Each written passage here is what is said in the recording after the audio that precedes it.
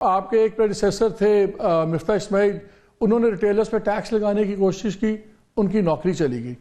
ایک farmer chairman شبر زیدی صاحب، وہ کہتے ہیں کہ مجھے تو انہوں نے مارا پیٹا گورنر ہاؤس سندھ میں۔ Former chairman F B R کہتے ہیں کہ اتنے بڑے لیڈرز جو تھے سندھ میں اور خاص طور پہ یہ ریٹیلر لابی کے، انہوں نے گورنر سندھ کے اندر آفس کے اندر ان کو مارا پیٹا۔ اب یہ ریالٹی ہے ریٹیلرز کی۔ P M L N government جس کا آپ حصہ ہیں، ان کی ایک ہسٹری ہے کہ ریٹیلرز کو ٹارگٹ نہیں کرتے، وہ ان کا one of the strongest voting block ہے۔ کیسے کریں گے ان کو؟ دیکھیے، without going into who said what, آپ کے ویوز ہو سکتے ہیں، میرے ویوز ہو سکتے ہیں، لیکن اس وقت جو سچویشن ہے وہ ایسی ہے کہ our hand has been forced. دیکھیں، جو سیگمنٹس آلریڈی ٹیکسڈ ہیں، ہم ان پہ اور ٹیکس لگا سکتے ہیں، بالکل لگا سکتے ہیں۔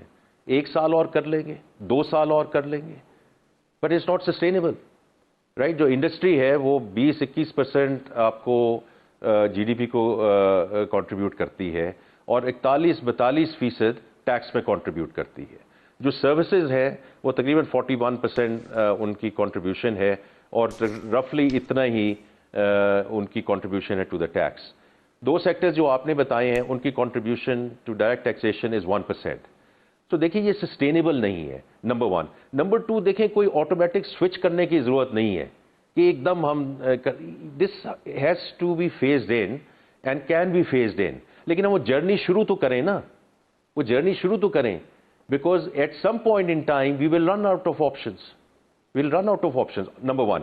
نمبر 2 یہ ہے کہ جو ایگزسٹنگ لیکیجز ہیں، دیکھیے ان کو روکنا بہت ضروری ہے، کیونکہ وہ تو انفورسمنٹ کا ایک ایلیمنٹ ہے جس کو ہم نے دونوں چیزوں کو ساتھ ساتھ لے کے چلنا ہے۔ میں ہمیشہ یہ کہتا ہوں، لوگ کہتے ہیں یہ کریں گے، یہ نہیں، ہم دونوں کریں گے، because that's what we need to get to. اور یہ جو الٹیمیٹلی دیکھیں، یہ جو لاٹ آف پیپل، میں اسی لیے کہتا ہوں، یہ جو ڈیجیٹائزیشن والی جو ساری ڈسکشن ہے، جو میں نے بات کی مالک بھائی، کہ اس میں محصولات تو ہمیں بڑھانی ہے، وہ is a big factor why we are going in that direction.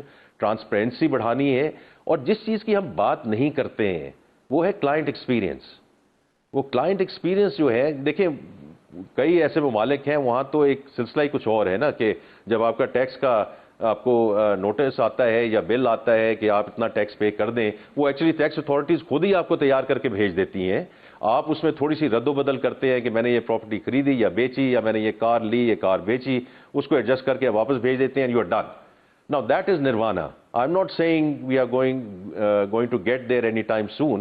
لیکن اس جو untaxed اور undertaxed sectors ہے، ہم نے ان کے ساتھ جو ہے اس کو اس سائڈ پہ لے کے تو جانا ہے نا، بیکاز ادروائز تو 1-2 سال میں جو آپشنز ہیں بھی وہ بھی ختم ہو جائیں گی۔